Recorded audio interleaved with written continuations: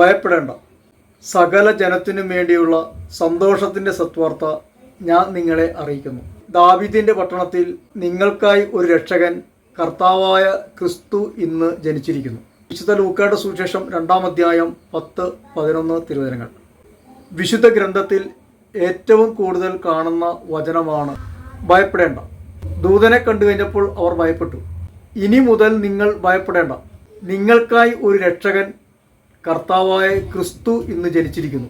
നമ്മുടെ ഭയത്തിനും ആകുലതയ്ക്കും അസ്വസ്ഥതയ്ക്കും എല്ലാ പ്രശ്നങ്ങൾക്കും രക്ഷകനായ ക്രിസ്തു ഇന്ന് ജനിച്ചിരിക്കുന്നു. യഹൂദരെ ഭയന്ന് കതകടച്ച് റൂമിലിരുന്ന ശിഷ്യന്മാരുടെ മധ്യത്തിൽ യേശു പ്രത്യക്ഷനായി. നിങ്ങൾക്ക് സമാധാനം. യേശുവിൻ്റെ സമാധാനം അവർക്ക് നൽകി. നമ്മുടെ സമാധാനം യേശുവാണ്. എഫേസൂസ് 2:14. അവൻ നമ്മുടെ സമാധാനമാണ്.